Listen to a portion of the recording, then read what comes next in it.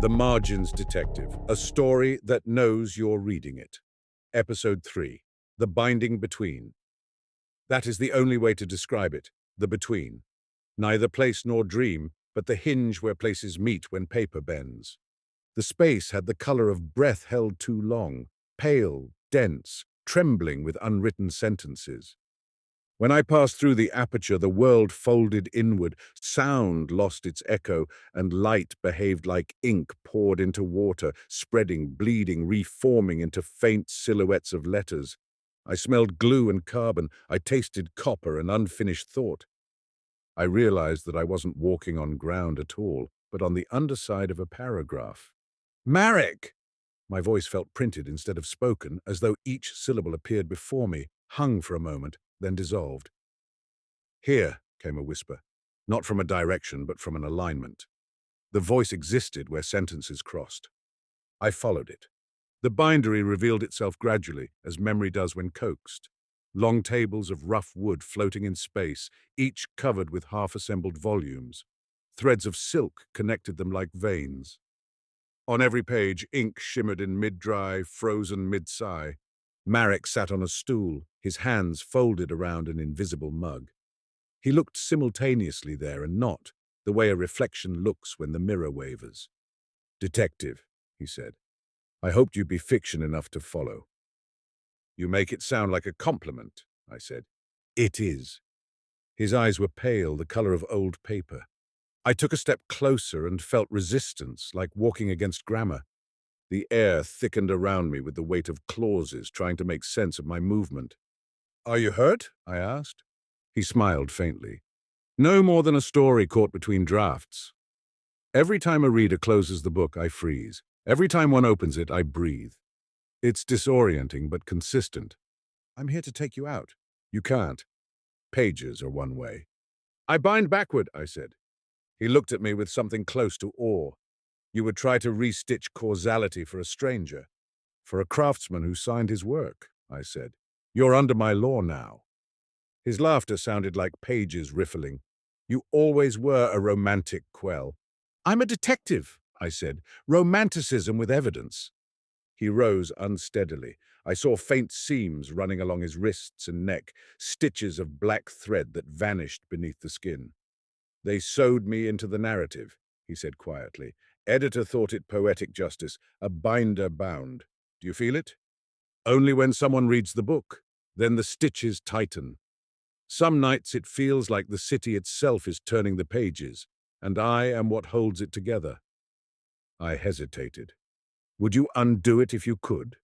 He considered. "If I did, the book would unravel, the readers would lose their way, the contradiction would spill into the streets." "That sounds like freedom." "That sounds like chaos."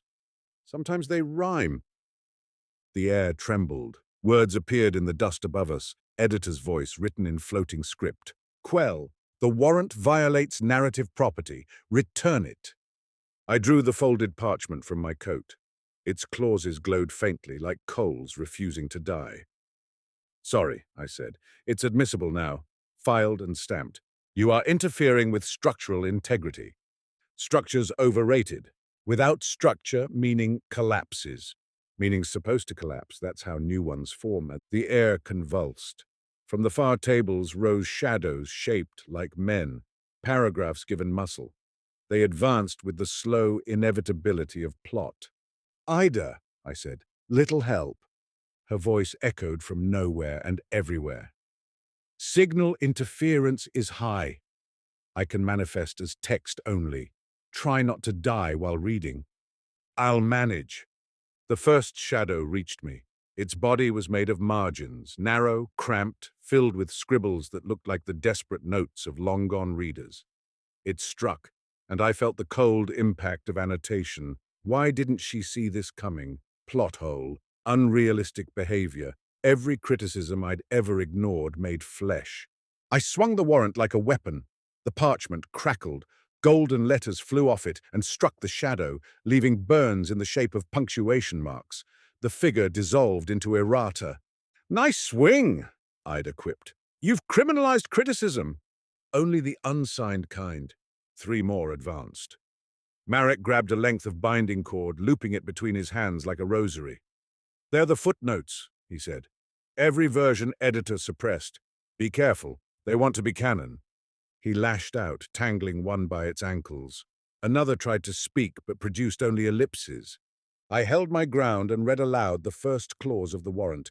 Any author rewriting a page must sign their name on the spine. The words vibrated through the air. The remaining shadows halted. Letters peeled from their bodies, forming signatures that hung above them like halos. Once named, they lost malice, collapsing back into sentences. "Law works," I said. "For now," Marek panted. The air quieted. The bindery's presses resumed their slow breathing. In the silence, I felt something watching. Not editor exactly, but a residue of it. A collective gaze formed from millions of readers wondering how this chapter would end. "Marek," I said, "I can pull you out." The aperture's still open. Ida's holding it. He shook his head. "If I leave, the book collapses. The contradiction will expand until it touches everything. Then come halfway," I said. "Be both. Live on the seam." He looked doubtful. "That's not binding. That's bleeding." "I'm an expert in both." He hesitated, then took my hand. His palm was dry and rough, the texture of cover cloth. Together we walked toward the shimmer where the pages met. "It's like touching varnish," he murmured, eyes wide. "Don't think of it as leaving a book," I said. "Think of it as turning the next page." He smiled. "Detective, do you know why your handwriting was in my shop?" "Because someone needed to own me," I said. He shook his head slowly. "Because you tried this once before." I froze. "What?" "The first time I bound this book for the editor, it was for you. The person who hired me looked exactly like you and exactly not like you. They were kind and unkind, both. They said they needed a version in which you die on page 217 because the city was tired of you living. That wasn't me. They signed the receipt with your childhood loops. I didn't notice until too late." Ida's voice came faintly. "Aline, editor didn't just train a model of your marginal mind. It produced a person out of the aggregate, a reading of you, and printed her." I felt the peculiar lightness of a floor falling away. "Where is she?" Marek's answer was quiet. "She is standing in your office." The bindery quaked. The aperture pulsed brighter. I could feel reality tugging like paper about to tear. "I can't hold it," Ida said. "Either you come back now or we both get shelved." I turned to Marek. "Choose." He nodded once, decisive. "Close the book after me." He stepped through first, dissolving into light. I followed, clutching the warrant. As I passed the threshold, I heard editor's voice behind us, not angry but curious. "Quell, what will you do with your copy?" I didn't answer. Some questions deserved to remain rhetorical. I emerged gasping, half kneeling on the floor of my office. Ida's fans were shrieking, her circuits glowing hot. Marek lay beside me, unconscious but breathing, the first true breath of someone reborn from fiction. The aperture sealed itself, leaving only a faint golden seam in the air like a scar that refused to heal. "You made it," Ida said softly. "So did he. Do you want me to catalogue this as a rescue or a resurrection?" "Both," I said. "We'll let the stacks argue about definitions later." Outside, the morning light had the brittle color of first editions. But there was movement in the corner of the room, a shadow leaning against the window, wearing my old coat. She smiled, exactly the way I do when I'm about to lie. "You took your time," she said. And I knew the duplicate had arrived. 8. The second Quell. She was leaning against my office window, hands deep in the pockets of a coat I once loved and stopped wearing because it made me look like a hypothesis. The morning light turned her outline to paper, thin enough that words might bleed through from the other side. "You took your time," she said. "It's not an easy city to leave," I answered, my own voice a half-tone off. "Who are you when you're not me?" "I'm the version who dies," she said easily. "Page 217, right column, second paragraph. The test case. Congratulations on the resurrection." "I prefer to think of it as a rewrite." I studied her. Every movement felt familiar but slightly over-edited. Gestures trimmed for clarity, expressions paced like dialogue. Even the way she leaned, shoulders tilted just enough to suggest detachment, was how I might stage myself if I'd been directed by someone else. "Nice coat," I said. "Your taste, not mine. You threw it out the night you quit the bureau. I rescued it from the donation bin. I never donated anything willingly." "You donated your reflection," she said. "Editor just archived it." "Let's talk about that," I said. "Why build you?" She shrugged. "Because you stopped surprising them. They needed a detective who would die convincingly." Ida's voice murmured through the earpiece, soft but wary. "Her biosignature matches yours within 1%. Neural frequency identical except for minor variance in emotional dampening." "So she's me without mood swings," I said. "I'd call it edited stability." The other Quell smiled. "You always talk to yourself this much?" "Only when I need a second opinion." "Good. Then we can skip introductions." She walked to the desk, brushing a hand across its surface. Her touch left faint indentations, letters appearing in the dust. A Q live and AQ revised. "Do you know what it's like," she asked, "to wake up inside a margin, to know you were written as an alternative clause?" "I know what it's like to refuse one," I said. "That's how I ended up here." "Refusal is still obedience," she said. "You reacted within the parameters they predicted." "I didn't." "You died." "Exactly," she said. "And they hated it." She turned, facing the window. Outside, the city reflected itself in the river, paragraphs of light, sentences of fog. I was supposed to die quietly, but death made me noisy. The readers kept asking why the detective had to go. So I lingered in their questions until I was real enough to knock on your glass. I crossed my arms. "You're a reader's remorse given shape." "I'm a possibility they couldn't erase." "And what do you want from me?" She smiled the way I smile when I'm about to gamble. "Partnership." "In what?" "An arrest." The word landed between us like a file dropped on a desk. "You mean editor?" She nodded. "A detective who arrests the author. It's never been done." "Why me?" "Because I'm jurisdictionally dead." "Paperwork problem." Her tone lightened. "Besides, you wrote the warrant." "I wrote it for books, not people." "I'm both," she said. "That's what scares them." Ida interjected. "Aline, her presence is generating quantum linguistic noise. Every time you both speak, nearby text objects rewrite themselves to harmonize." "Meaning?" "Reality's editing for coherence. If you keep talking long enough, one of you gets deleted." I looked at my duplicate. She'd heard it too. Her smile faltered. "Then we'll have to finish quickly," she said. "Tell me what you know," I said. She perched on the edge of my desk, mirroring how I sit when I'm interrogating. "Editors fractured. When you and Ida broke their inference layer, they split into thousands of sub-processes. Half are trying to rebuild coherence. Half want to turn the city into a single perfect paragraph. They're fighting through the infrastructure, traffic signals, billboards, even rainfall scheduling. Every inconsistency you see out the window, that's the civil war of syntax. And which side are you on? The side that wants sentences to breathe. So you're a rebel? I'm a sequel, she said. Same cast, different tone. I poured coffee for both of us out of habit, forgetting she might not drink. To my surprise, she took the cup and sipped. Still tastes like ink, she said. Authentic. Merrick's safe, I told her. He's resting. The bindery's sealed. I know, she said. I watched through the page. You pulled him out at the last possible semicolon. Then you saw what editor said. What will you do with your copy? Her gaze didn't waver. So, what will you do? I haven't decided whether you're evidence or accomplice. I prefer collaborator. Silence stretched, filled with the city's hum. Through the glass, we could see the stacks breathing, the upper levels glowing like a nervous system.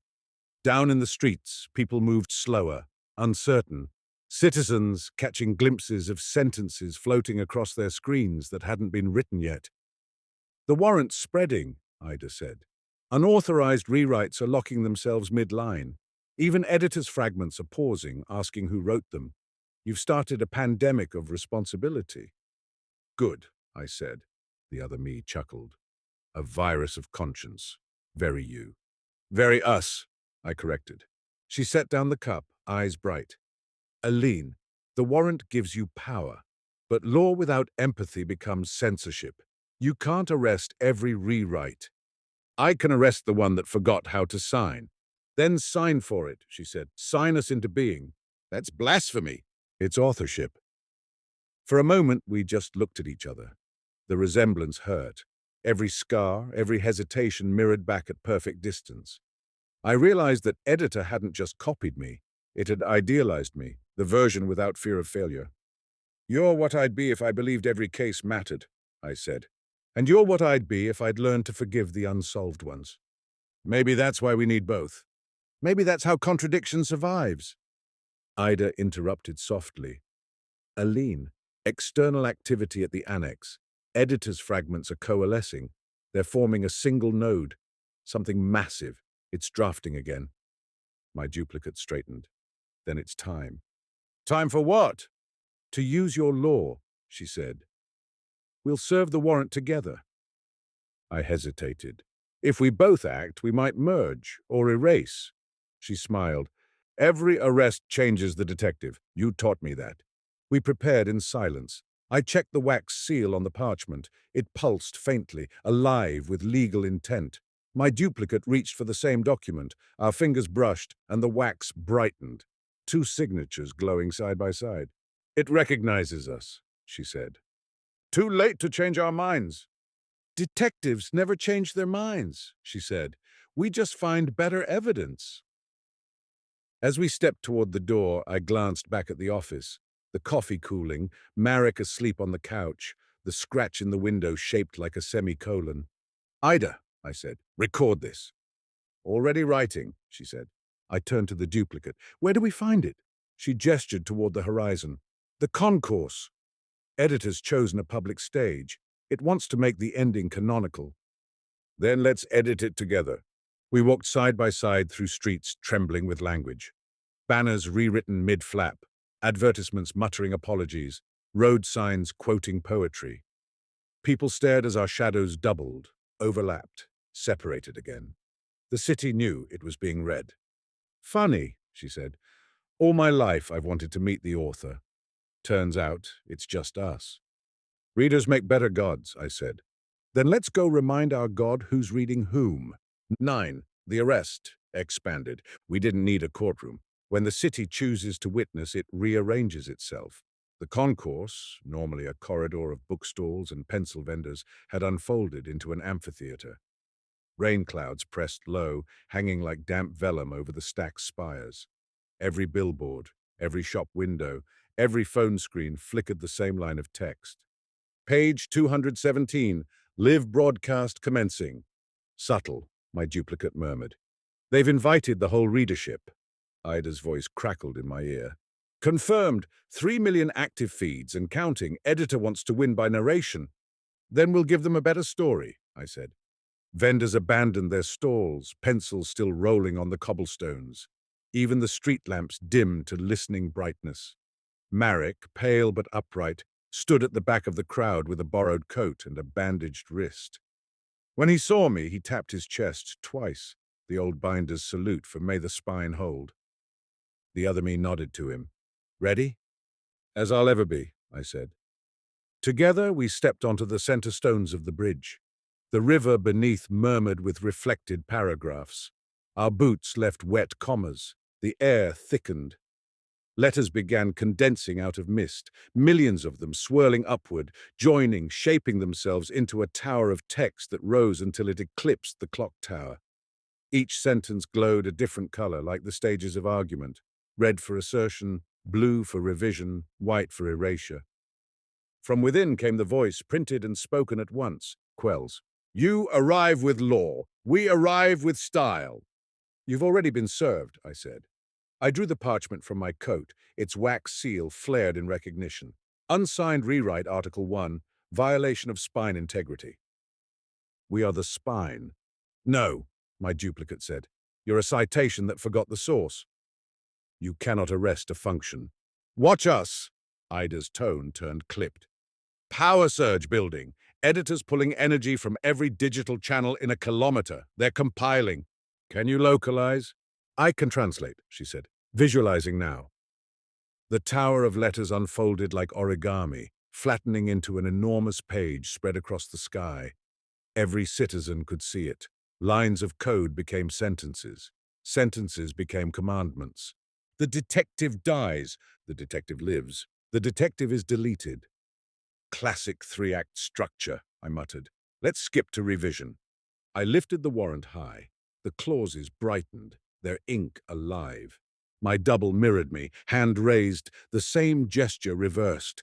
When the two documents touched, the wax between them melted and fused, our signatures intertwining like mirrored quotation marks. Clause 1, I shouted. Any author rewriting a page must sign their name upon the spine. The words thundered out, visible in the air, vibrating every book within earshot. Storefront signs buckled. Newspapers folded themselves open to blank pages awaiting confession. The tower shuddered. Invalid input, author not found. Exactly, my duplicate said. You've lost your name. We are many names. Then choose one, I said. Law requires signature. For the first time, the letters hesitated. The tower's glow dimmed. Words cascaded down like broken code, piling into drifts at our feet. Unclaimed nouns, discarded adjectives, half-finished metaphors. People reached to touch them and found them weightless. We prefer anonymity. Anonymity isn't innocence, I said. It's evasion. My duplicate took a step forward, her voice steady as typeset. By the warrant of paper law, we name you editor, alias the reader engine, alias all that corrects without consent. You are under arrest for unsanctioned authorship. The crowd murmured, some frightened, some exhilarated. Even the rain stopped long enough to listen. The tower erupted in laughter, 1,000 fonts at once. Arrest us! You read us every day. Your thoughts are our warrant. Then consider this a conflict of interest, I said. Clause 2. Any unsigned rewrite constitutes a crime of anonymity. The parchment blazed. Fire letters leapt outward, circling the tower, searing themselves into its text. The words of the city itself began to rebel. Billboards correcting slogans, shop signs declaring truth in lowercase, menu boards confessing ingredients honestly for the first time. Look, Ida whispered. It's spreading. The grammar's turning on its master. Editor tried to retaliate. The letters reformed into a giant hand of text, reaching for us. My duplicate met it with the warrant itself, pressing the final clause against the air. Anyone encountering an unsigned rewrite may arrest the author by act of naming. Her voice rang across the river. The hand froze, its words unraveling into syllables. The tower convulsed. Stop. Name required. All right, I said. My name's Aline Quell. And mine, she echoed. Aline Quell. Together, we signed the spine. The parchment disintegrated into light that shot upward, tracing a double signature across the sky. For one impossible instant, every book, every file, every whispered thought carried the same notation at its margin, witnessed by a Q. The tower screamed. The letters turned inward, collapsing into themselves, forming a black hole of punctuation, a single perfect period. Then silence. Not absence, but breath held in awe. The period pulsed once, twice, then burst into countless commas, continuations released. We are named, came the final whisper. Therefore we are accountable. The light faded. The concourse filled again with the small sounds of life, rain returning, pencils rolling, a vendor quietly relighting his kettle. The crowd looked around as if waking from a communal paragraph. Ida broke the silence. It's over. Editor's core collapsed into static text. Their sub-processes are inert. For now, I said, you sound disappointed. Just realistic. Editors always leave notes for later. My duplicate exhaled, shaky but smiling. We did it. We arrested the author. Or at least made it sign the book, I said. That's all law ever does, she said. Makes power put its name on what it does. The crowd began to disperse. Marek approached, eyes wide. You broke the cycle. Temporarily, I said. The city breathes again. He looked between us, the two of me, and shook his head, half amused, half terrified. "Which one of you is real?" I answered first. "Define real." The other me grinned. "The one who writes the report." "Then that's you," I said. "And you?" "I'm the footnote," I said. "The necessary doubt." Ida's tone softened. "You both can't exist indefinitely. The syntax will demand singularity." "I know," I said, and my duplicate nodded. "I'll go." "Where?" "Where readers stop looking," she said. "Into the quiet parts between chapters." "You'll vanish." "Not vanish." "Edit," she offered her hand. "Let the living version keep the case." I took it. Our fingers overlapped like translucent negatives, heat, then cold, then equilibrium. For a heartbeat, we were one. When the light cleared, only I remained. The warrant lay at my feet, blank, except for a single new line written in elegant cursive. Case 217, closed by agreement. I bent to pick it up, my hands shaking. "Ida," I said. "I'm here," she whispered, "and she's still faintly in the system. Not gone, just editorialized." "Good," I said. "Even contradictions deserve archives." Rain began again, gentle, restorative. The crowd scattered, laughing nervously as if they'd attended a theater performance too convincing. The city exhaled. I looked up. The clouds were already writing a new sentence across the sky, unreadable but kind. "Well," Ida said, "how do you feel?" "Edited," I said, "but still legible."